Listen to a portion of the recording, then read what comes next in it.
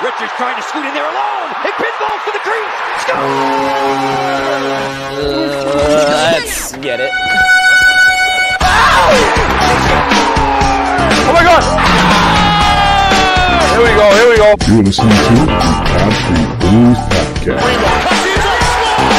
with your hosts, Derek. How you gonna get it, Bubba? John. Matt Casey. Unnecessary, but totally necessary. And Cody. What's not to love?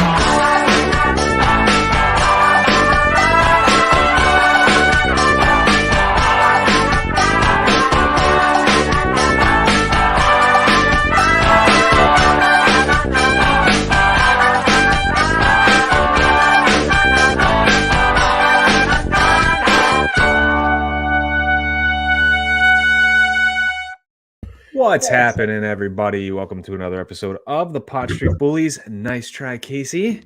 My name is Derek. And I'm John. What's going on, everybody? All right, now your turn. What? Hey, I'm Matt. Matt Casey, that is. I'm Casey. Yeah, we are Hoagie this Monday. Yep. Hoagie-less, happy, and ready to talk and Hoagie-less. Flyers hockey.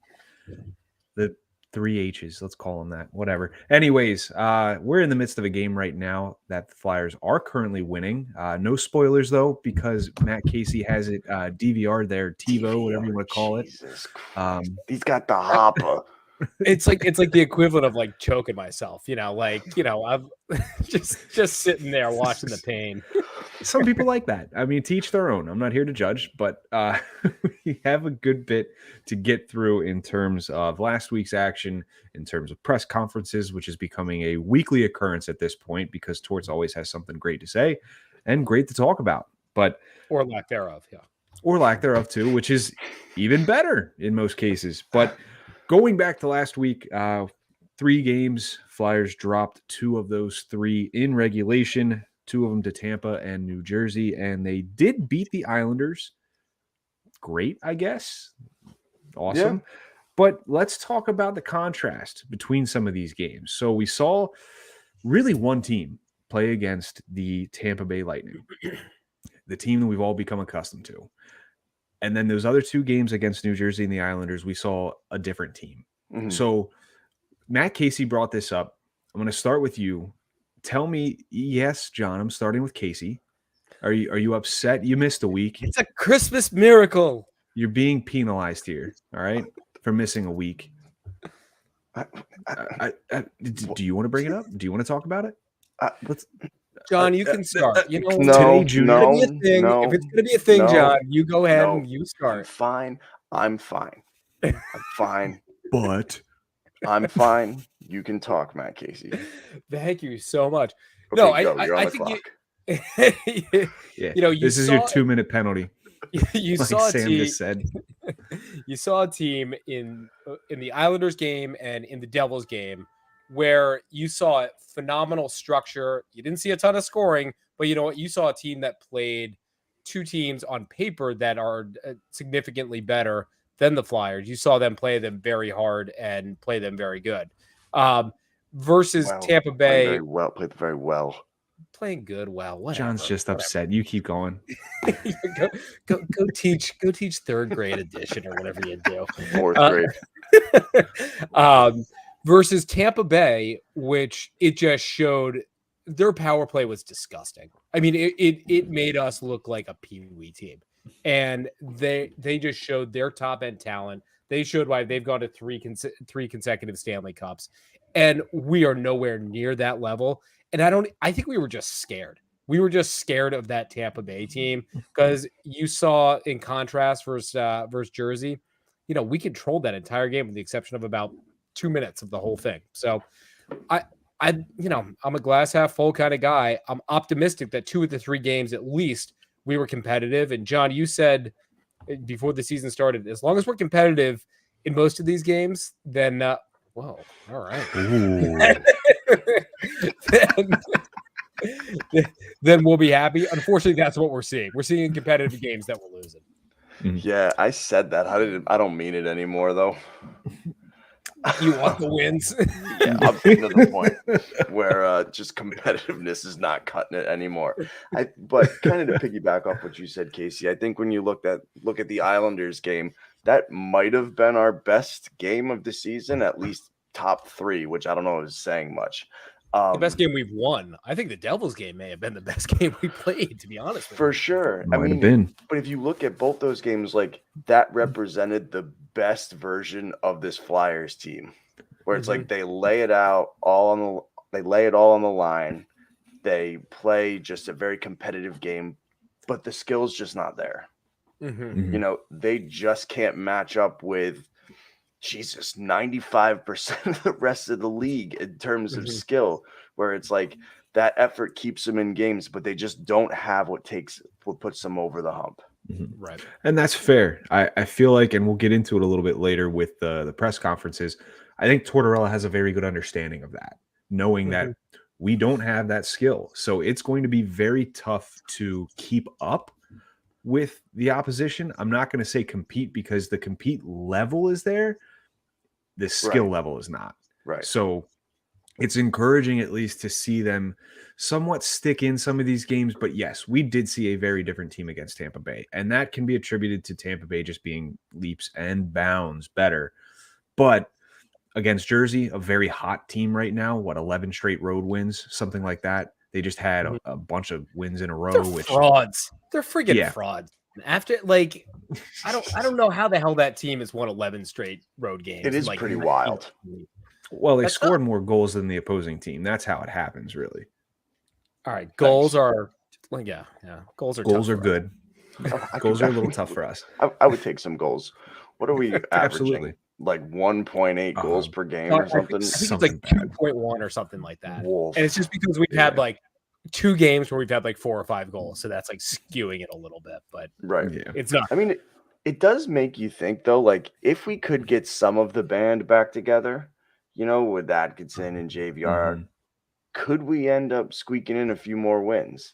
You know, whether you like JVR or not, or whether you think he should be on this team, like you can't help but say he's one of our best goal scorers. And he's better than Max Willman. Right. And he's better than Max Willman. So it makes you think that with the effort and some of our top guys back, we might be seeing a few more. We might, sneak out a few more wins than what we're seeing right now. And it looks to be like we're a lot closer to that happening. I mean, the report about Atkinson's encouraging. He's back skating in a normal colored jersey. The report just came out, I believe, like an hour or so ago, Monday night, that JVR is getting close to after having his surgery. It's good news. It's great news considering the state of the team right now. I don't know how much it's going to help the team. I'm certainly not going to say they're anywhere close. Exactly. Certainly not going to say that. But they're going to be a little bit more fun to watch with a little bit more skill out there, as is the case with any professional sports team. And I think what that does is allows some of those guys, like, Noah Cates has played, he's boxed above his weight class all season long. And like, you know what? Admirable. He's going to stick with the club, but he's just going to be a second line player versus a first line player. And he still shouldn't be a second line player. He should be a third line player, but he's getting back in there. But we're able to drop the Willmans and the Bellows and the Lisinskis and stuff like that. Like those guys can now go in and develop and be depth pieces instead of like our third much line. more developing's left to be done for some of those guys. Some of them need to be taken out the pasture at this point. But you brought up the point. I mean, not to totally drink the Kool-Aid, but this is what Torts was talking. It's like this team had to learn how to play again before it was able. And like now we're competing. Can you get over the hump with, half of these games that we've lost with Atkinson and JVR? Like maybe a third of them, a little something better. I think though, like when it comes to the learning how to play thing, I feel like they're mastering the effort side of things right now. But in terms of like, for lack of a better word, like the X's and O's or stupid plays on the ice, there are still those moments where I'm like, man, we don't have this figured out yet. Right. The structure's better. You have to say the structure's better. Absolutely. Right. Yeah. I just think that there's still a lot left to be had there. And I think that part of the problem is that you're not icing an NHL roster at this point. Right. The other thing I was thinking about is, I know we're a ways away from Coots coming back, but Atkinson's close. If we had Coots back, and I know it's big what ifs, like those are arguably our two biggest weapons on the power play and the penalty kill. And so, the special teams has been a disaster. Like, I know Konechny got a goal the other night, which is great, but like, I'm just like, oh boy, like anytime we're man down, it is tough to watch because you can just see the team starting to formate around it, and it just crushes us. He's got 2 goals in the past 2 games for the New Jersey and the Tampa game. He had the lone goal against Tampa. Hayes had 2 goals against the Islanders. We're seeing the guys that should be contributing on the score sheet, which is fantastic. There's just not enough of them. Exactly. That's a fantastic point. There's not nearly enough of them. With Atkinson coming back, that helps. With JVR coming back, that helps. Those are the guys that are supposed to be scoring. Right. So I wanted to ask this, and this is a complete side note here. Stamkos, 1,000th point, fantastic. Any of you guys have a problem with them rushing the ice for that? I didn't really think too much of it. Like, No, I feel like every major milestone goes against us. Like Crosby got like some milestone against us. Like, I mean, I don't know. I don't really care. I think it's a little bit more of like, all right, you cheese dicks. Like, do that stuff in the locker room. And I didn't in take the it past, personal. like in the past, there would be none of that. You know what I mean? Like hockey was always such a very humble thing where I kind of like to see it a little more. Mm-hmm. Okay. You didn't see us rush the ice when Yandel got his Iron Man streak. Yeah, after the first second of the game, we're like, all right, way to go, get him out of here. Right? No, it was a point that was brought up in the high and wide chat earlier this week. A couple people were like, yeah, that's stupid. Why would they do that? But I see it. I get it. 1,000 points. Cool. Great for you. The guy's also been a part of 2 Stanley Cups, 3 Stanley Cup, appearances. Like, rush the ice for him. Yeah. And plus that wasn't like a 1-goal game where like, they ragdolled us. I mean, that was a harsh awakening there. I think that's why a lot of people had a problem with it, because it's like, all right, you're clearly dominating this game and you're still going to like bombard the ice. And it's like, all right, get over it. Like Matt said, cheese dicks. But what we've spent way too much time talking about last week. Let's move on here to a little bit of concern, maybe, if we want to go that route. We're talking about the goalies, the goalie really at this point. I can't tell you the last time Sandstrom played, and I don't even know if that's a good thing at this point. We're talking, it's guaranteed loss at this point. Let's be honest. So Carter Hart obviously is the topic of discussion when it comes to this. He has been up and down all year. He has great games like we saw the first 10, 15 games of the season, and now crashing back down to earth. The last 3 games that he's played in have been the Flyers' last 3, Islanders, Lightning, Devils. 61 saves, 69 shots, 884 save percentage. Guys, and I don't even want. I really don't even want to talk about the 1 goal that he let in against the Devils, or Tampa. I'm sorry, Ian Cole. We have to talk about that though, because like that's 2 games in a row where I'm sorry, man, you're an NHL goaltender and you're the franchise goaltender.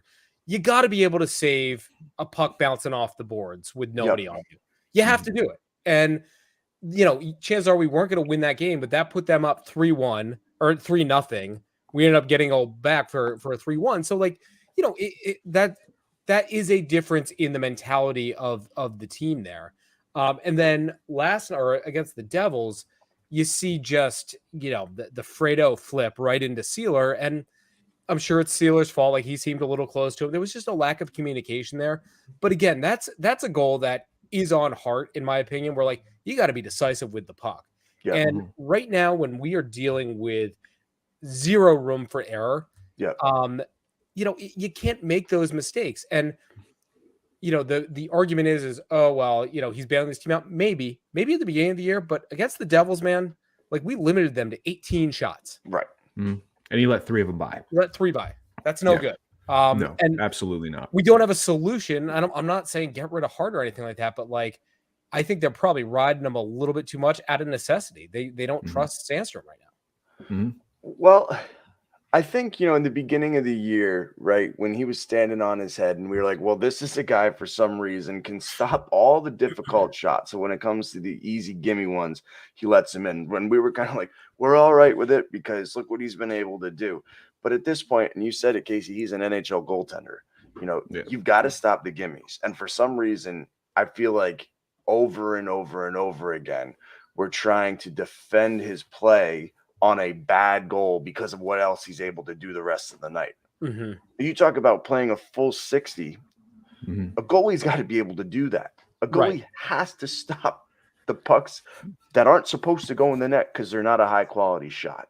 Mm-hmm. And you have to think through. I mean, the goal in Jersey, like that was a result of a play he made behind the net. It wasn't a bad save. It was a bad play. And so he's notorious for that too. Let's not forget that. Like there have been some very questionable plays that he's had behind the net and they've led to goals, and this included. Well, and that's the thing too. I feel like among, I guess we call media, the untouchable person in terms of criticism is Carter Hart. You start talking about Carter Hart and people get up in arms. Oh, how could you? The team in front of him sucks. There's no possible way it's Carter Hart's fault. I'm going to tell you, the more and more I watch this guy play, I just don't think he's the long-term answer. And I don't think that he's a terrible goalie. But when you're talking about a team that right now is still fragile and still is going to have morale issues, you can't have your number one goalie letting in shots like in New Jersey where they could have won that game if that shot doesn't go in. No. They can't be deflated Change the game. by stupid moves, that a goalie makes, or not moves, but decisions or lack thereof moves, where at some point he's got to be held accountable for this stuff. And you look at teams like Carolina, who they put in a system where it's like they don't pay for their goalies. They're like, we're gonna have a platoon deal. We're gonna only give these guys $2.5 million. Like at this point, I would much rather the Flyers take that route than go and shell $5+ million for Carter Hart because we're afraid to call him anything but our franchise goalie. I don't think he's going to get that though, even when this contract's up. Like when's it up? 2 years? I want to say next year. But isn't that what he's making right now? Like 5.5 or something ridiculous? No, he's not making 5.5. I don't think. But I have a hard time thinking that Carter Hart is going to get any type of raise if this is the play that we're getting. Now, things, yes, could change. Absolutely could change. If he starts playing the rest of the year like he played at the beginning of the year, sure. Sustain it first and foremost, because if you can't, you're not worth it. But 3.9, sorry, 3.9, yeah, still seems kind of high for the play we're getting. Absolutely, 3.9 for the play we're getting is bad. And at this point, even, and this is part of a bigger debate, even if Chuck Fletcher's the GM at that point where we're re-upping Carter Hart, that man has to look him dead in the eye and say, you're not worth what that contract just paid you. And we're not going to pay you a dime less or a dime more. We're not going to pay you a dime more than what you just earned. In fact, I'd go as low to 2.5. I mean, if this is the play we're going to get, be like, okay, we're going to give you 2.5, but listen, you might be supplanted by Sam Ersson if he's going to be playing better. If Felix Sandstrom somehow finds a groove and is playing better than Carter Hart, you're going to be playing 1C at that point. Right. I mean, and I have a question for you guys. I'm sorry, Casey, but I'm just going to lose this if I don't bring it up now. Why is this guy so untouchable in terms of like criticism? Like one of my favorite people to listen to involving the Flyers about everything else refuses to be critical about this guy.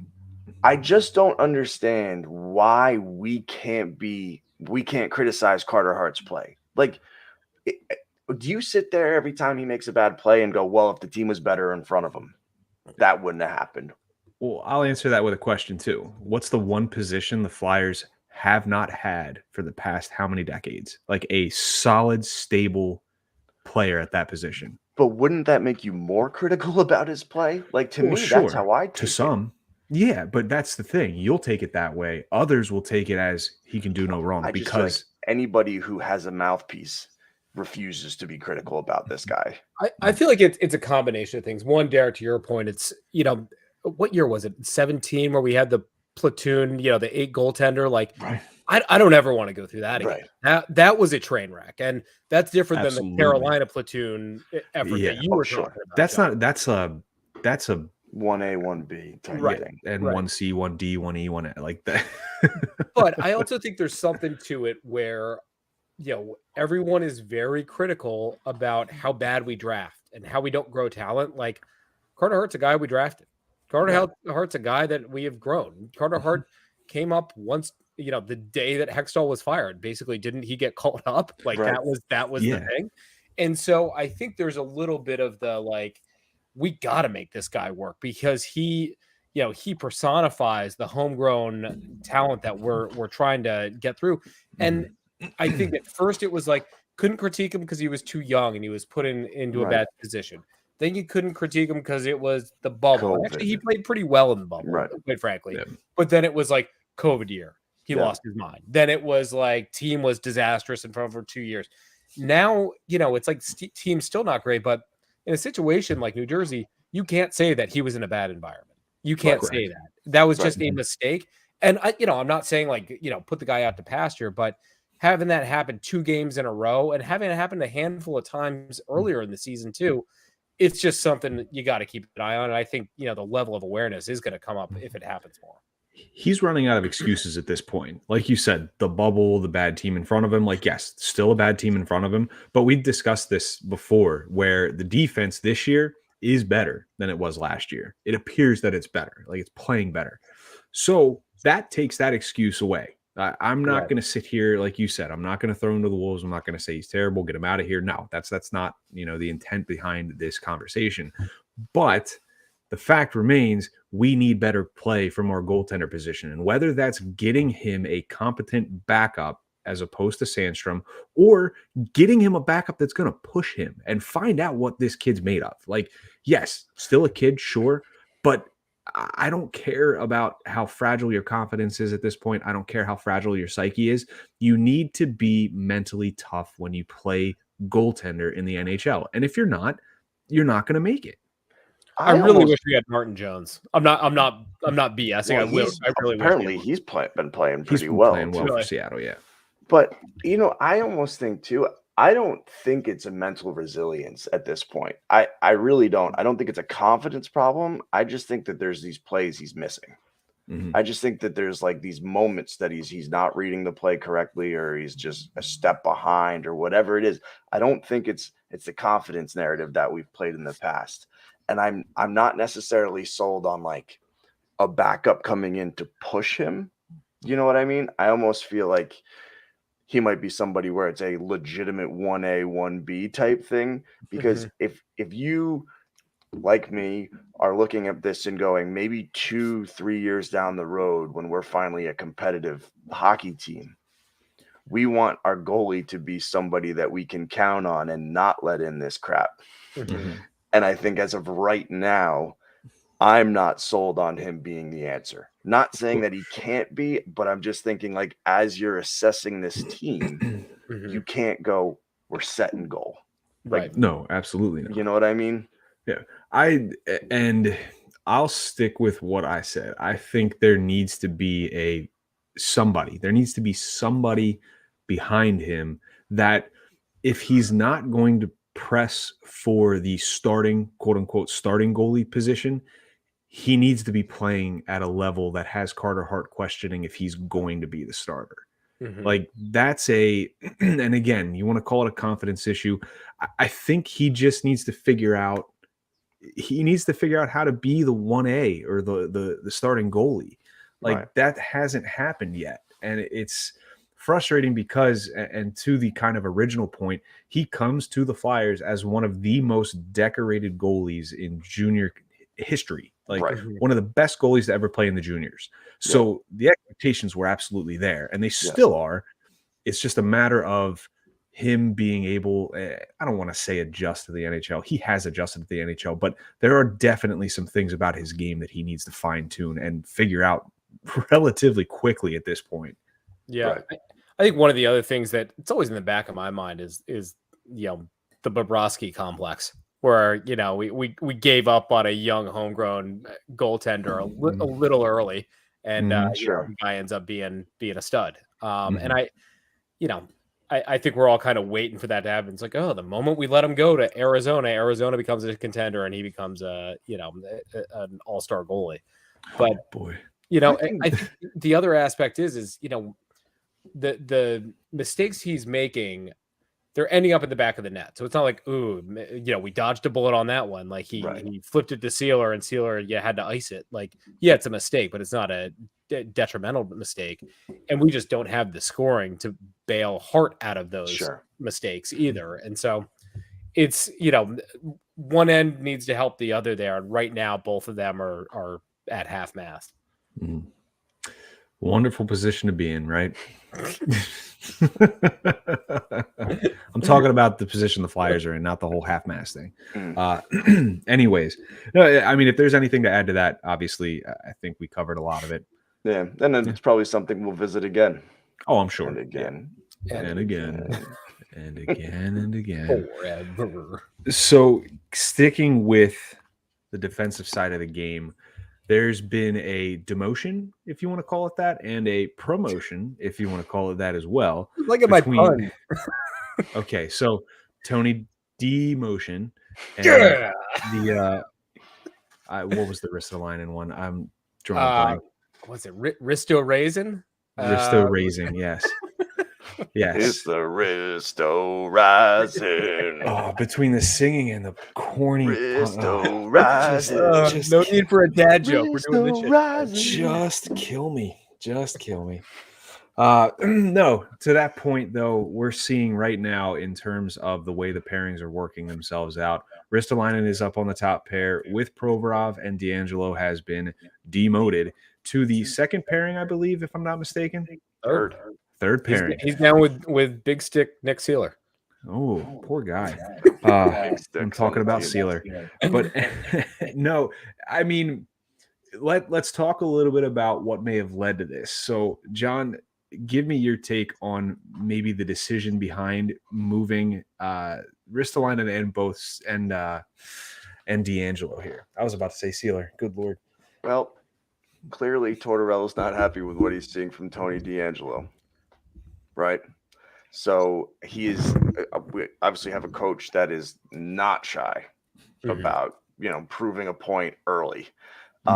So he clearly expects more from Tony D'Angelo, which I think is fair, right? He's a top pairing defenseman. I also wonder, if there's something else going on, and it's complete speculation, but maybe I'm wondering if maybe he's got an attitude thing going on where can't help just based off of his past. Right. Where maybe that played a role, but that is 100% speculation on my part, because I kind of go third pairing. I don't know, man. Like, I still putting Hayes down on the fourth line. You're good on a top pair. I mean, at least a top four. But as far as Ristolainen goes, am I jumping? Am I jumping too far? No, covered as a whole. As far as Ristolainen goes, I've been really happy with what I've seen from him. I mean, it's taken a while, and he was not looking very good in the beginning of things, but clearly he was shaking off some rust.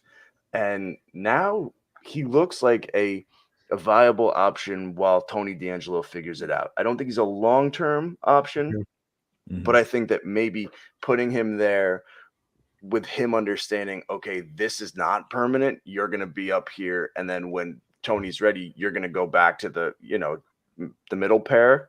Then I think that maybe that will help improve his play on that middle pair. As long as he doesn't look at it and go, oh no, Risto bad.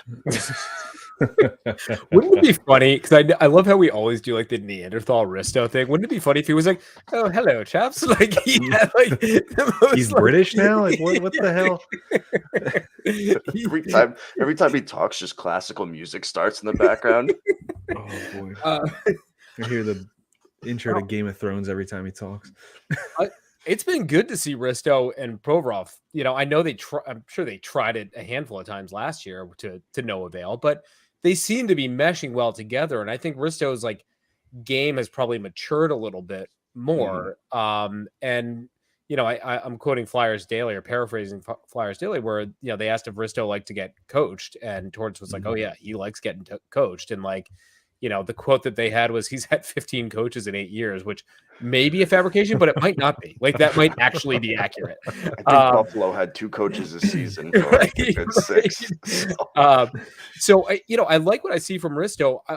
You know, he's still using his physicality, but he's not being a dumbass about it. I think I still want to see like the offensive side of his game come out a little bit more, which hopefully it will. Right. And whether he's there just as a, you know, a placeholder for Ellis to come back, just kidding. Or you know, or if Tony works his way back up, ultimately it's a good problem to have if like somebody's pushing for that top spot. Sure. With Tony, meanwhile, you got Justin Braun. You can put him anywhere, right? Right. Yeah, you got Braun. I think you've seen that Zamula isn't quite ready for the show. He had a rough You've time. said that before. Well, we had a really rough turnover. Was it Tampa? Nick Paul? Yeah, I think That he had a Fed tough it right to him, right in the neutral zone. But I'll also say this, like, you know, I think there's some legitimacy to the rumors that you heard, John, in terms of attitude with Tony. And I think like Torts nipped it. And you know, the injury that he had for a couple games, probably an excuse to like, all right, man, we're gonna reset. I also don't mind the way that Tony and Sealer play together. Sealer's been a pleasant surprise this year. And I think that you know, the stay at home kind of, you know, more physical guy, and then Tony, you know, Doesn't he have 3 goals on the season? Come on now. Don't shortchange him here. He's no Morgan Frost. Oh wait, yeah, he's tripled up Morgan Frost. Yeah, he is. And then you have that middle pairing of Sanheim and Braun. Like, it's not bad. It's not ideal. You don't want a guy making what Tony's making on the third pairing. Nothing on this team is ideal. So no, yeah, absolutely not. Yeah, at this point, I'm for whatever's gonna work.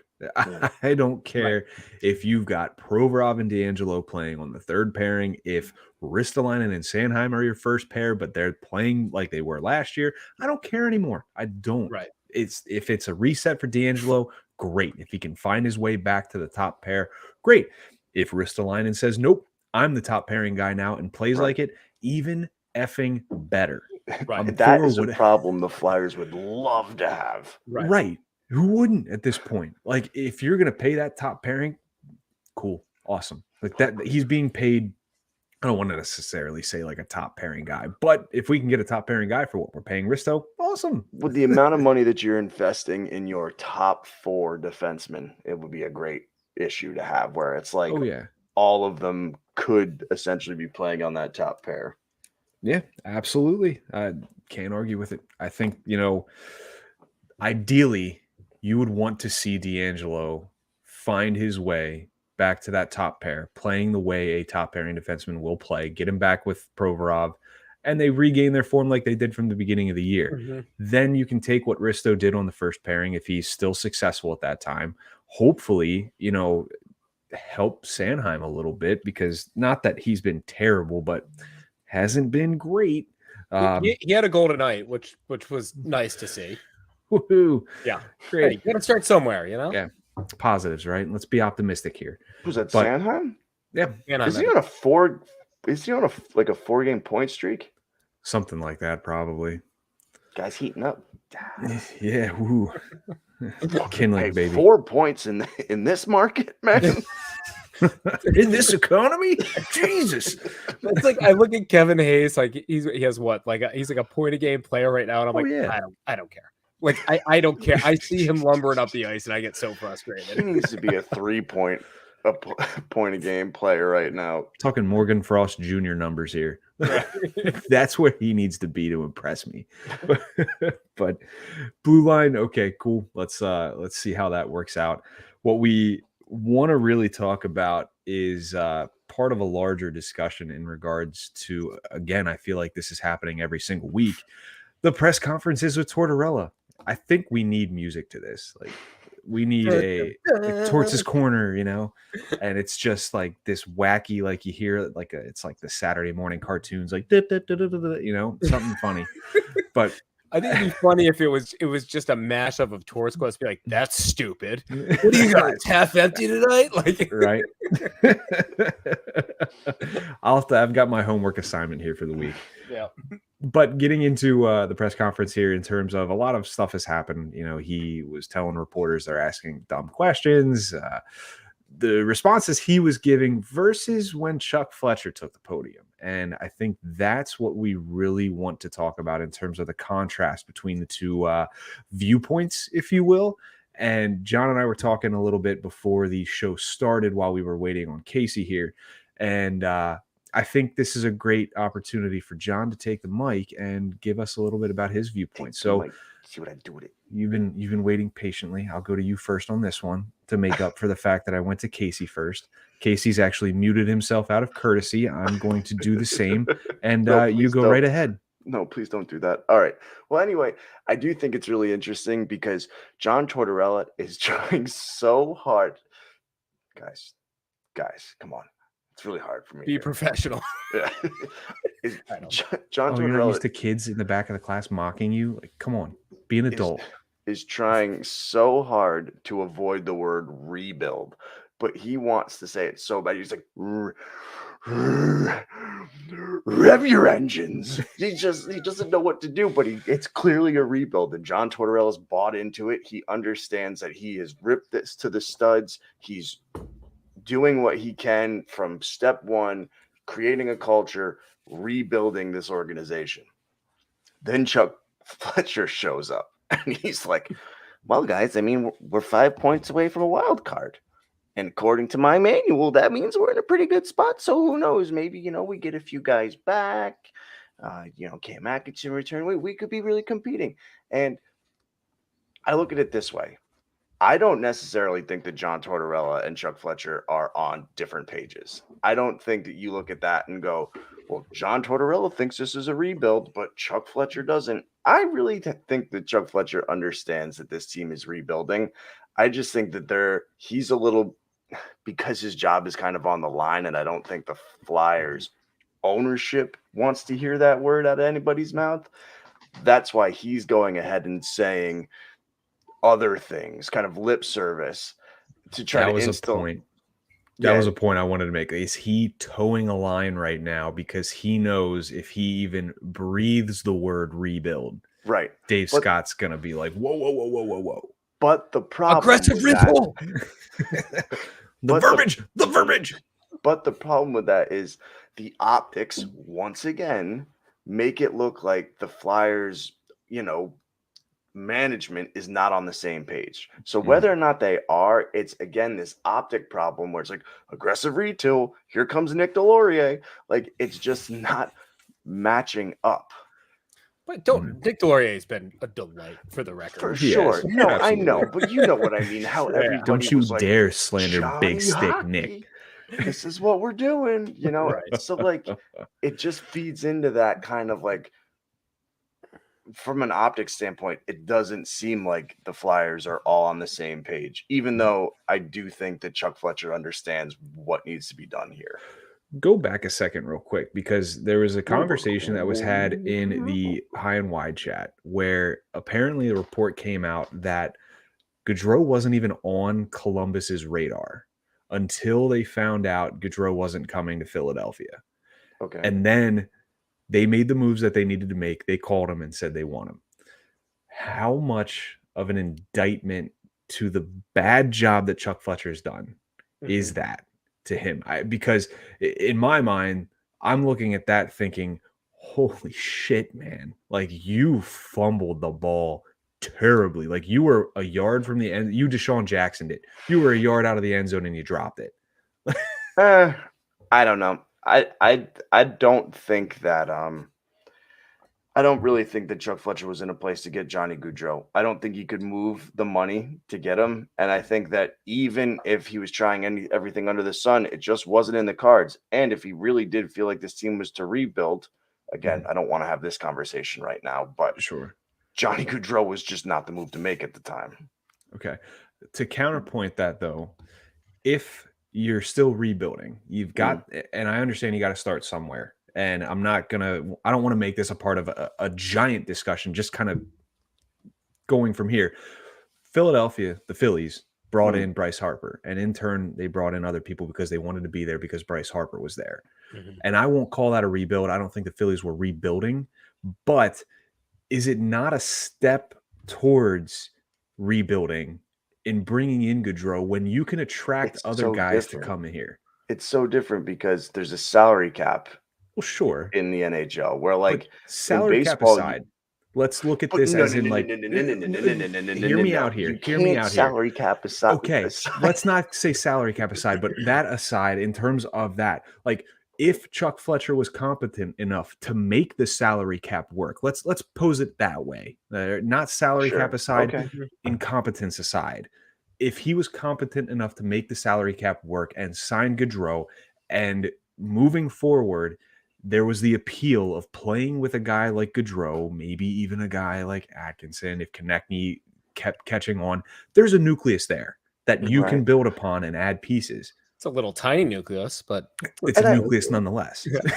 I understand that, but at the same time, you had to move money in order to get him.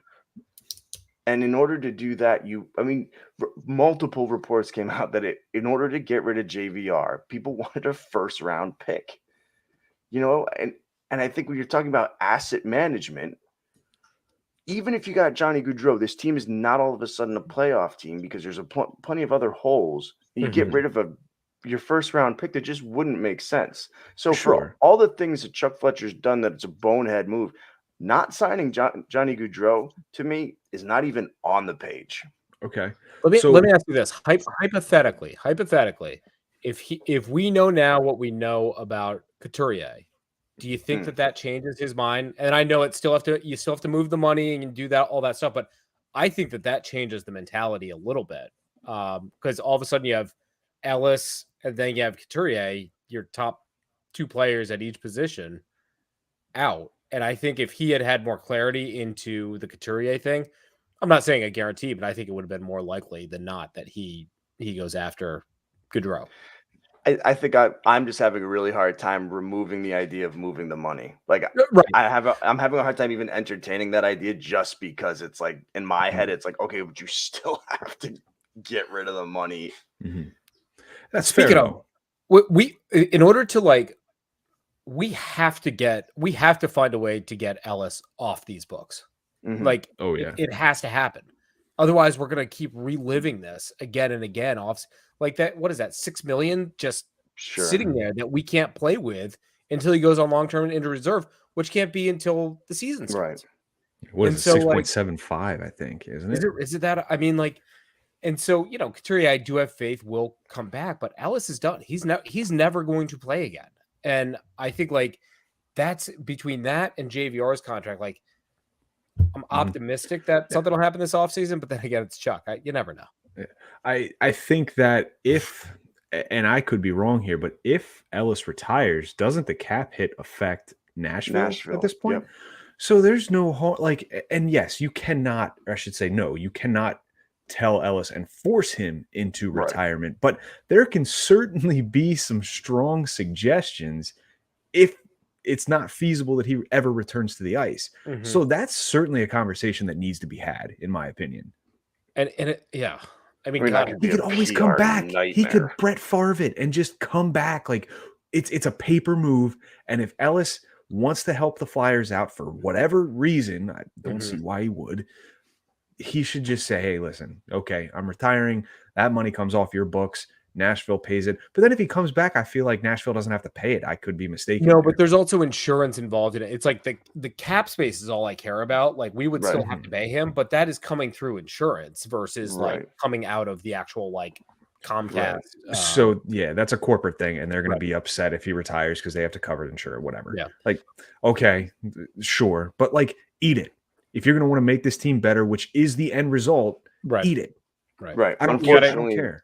You got to do the Brizgalov buyout, but in a different way, Yeah. Because unfortunately, that decision I mean, not unfortunately, as of course he should have this decision, but it's totally up to the player. I mean, and if Ryan Ellis thinks at some point he's going to be able to return, he's not going to retire. So, knowing what we know now, should we try to stash him in the AHL? Can we waive him? I mean, Is that a someone? thing? Yeah, I don't know. Sure, we waived Andrew McDonald. Was he on long-term injury reserve? Well, let's say next season. Sure. There's reports that he's healthy and he plans on playing, and you waive him. Sure. And let's say he clears. I have no reason to believe he wouldn't clear. I think it's a move that can be made. And at that point, like I don't know how AHL long-term IR works, but at that point it's off our hands and there's some cap relief. Not all. But if he's on a one-way contract, isn't it the same amount of money? He would have to clear with I don't think he can do it. I think he has to stay. I don't know. I feel like you can waive anybody though. But I'm pretty sure that the whole, remember we've had this conversation multiple times where the difference between a one-way and a two-way is it's waivers. No, it's the pay. It is. No, it's not. I'm sorry. Yeah, the age is the waivers. I've said what you just said, and then you told me what I just said to you. Yeah, I'm flipping the script. I'm just testing you to see if you remembered. You passed. Way to go. So regardless, if he's in the AHL or the NHL, they still got to pay him that $6 million plus. But McDonald's was a one-way too, if I'm not mistaken, and there was some cap relief associated with that. Didn't we buy out McDonald? Was it event? Didn't we just full out buy him out? No, they bought everybody McDonald's. Yeah, difference, big difference. Oh man, what a I've got some research to do on this because I think it's a feasible move that could, at the very least, save them something. I think. I don't know how the cap hit works with the AHL, but I don't know. That's something I need to look into. Do you want to talk about the press conference? Yeah, back to the original point here. It's like, holy hell, did we sidetrack?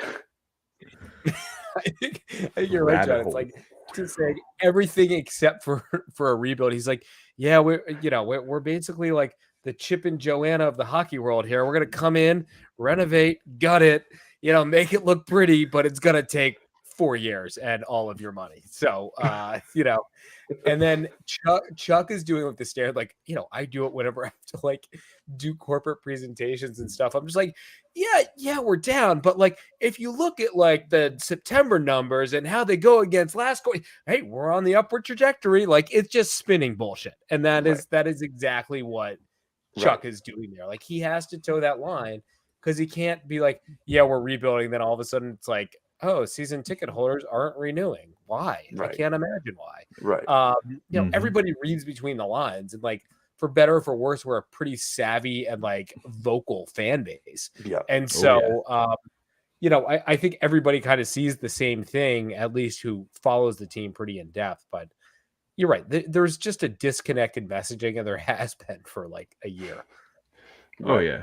Yeah. You can tell by a lot of what Tortorella says that it almost seems as though he's speaking through clenched teeth. Like he knows that this is a rebuild.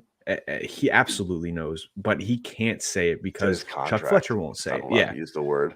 Yeah, it's like under Section 3.A, like rebuild in quotes will not be spoken at a press conference unless saying we are not rebuilding. But Fletcher is just hell-bent excuse me, on the fact that this is not a rebuild. So and Ant Sanfilippo brought up a good point in an article I believe that he wrote, if I'm not mistaken, earlier this week, that there are things that Tortorella is saying that are meant to be said the way they're being said. And if you pay attention to them, like I really do believe that I think Tortorella wants Fletcher out of there. I was going to say, is he secretly telling us who really killed Kennedy? He could be. Who knows? If you dig deep enough, like we're talking national treasure type stuff here. But, I can't. And I think Tortorella is just probably unhappy with the fact that there is no skill to coach. Like there is very little skill to coach.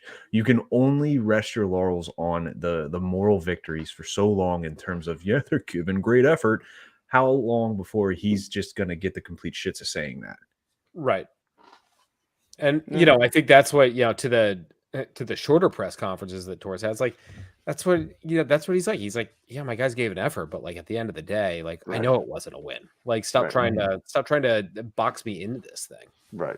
Oh yeah. That's probably how he feels being asked some of these questions. Like, what negatives can you take away? Like the effort. That's it. That's the positive right there. That's that. You know what the crazy thing is, and I was just looking at this here, is that like as bad as we have been, there's still 5 teams that are worse than we are. Pretty crazy. Which is like, whoa. How and like if we is one of them Ottawa? We're tied with Ottawa right now. Suck it, Giroux. But like if we go on a 2 or God forbid 3 game winning streak, like we like oh my God, Derek, it's Chuck Fletcher on the line. Oh no. Here we go. Oh boy. Let's I don't hope for losses, but I don't know. I will say it's John, I don't know if you're experiencing this, but it's fun watching the Rangers flounder too. It's been a little bit quieter over in Madison Square Garden. Well, what was it? Trouba? Who said was it? Athanasiou was like, that guy's getting paid $8 million and he's not scoring any goals and he's cheap shotting people. Is Athanasiou on the Rangers now? I don't think he's on the Rangers. He's on another team. He was talking about somebody else. Talking about somebody. He was talking about Trouba and how Trouba's making like $8 million a year and he's not scoring any goals. And I'm like, good. Good. Keep it up. Can we say goodbye? Because I gotta pee. I guess. I mean, yeah, the game started. Let's go. Yeah, third period's back on. Nathan McKinnon's not playing. The Flyers might actually win this game. Matt Casey. Now we're done. Hey, Pod Street Casey on the Musk machine. There it is. John. You can find this podcast on all your various podcast listening receptacles. All right, wonderful. Well, with that being said, I got my book of dad jokes here. I'm going to start reading from page 1. No, you don't. Nope, we're not going to. No, I got a good one right here. I'm going to end the broadcast right here. All right. Well, you end the broadcast after I say this. You can find me on Twitter at PodStreetBob. You can find John on Twitter at PodStreetGove. All of us on Twitter at PodSDBullies. Our affiliates, Flyers High and Wide, are on Twitter at FlyersHW. 5 Minute Major Podcast with David Mastro on Twitter at 5 Min Major Pod. And check out the guys over at The Hockey Focus on Twitter as such, The Hockey Focus. Until next week, folks, have a wonderful week. Enjoy some hockey. And John, go bye now. Go take care of business.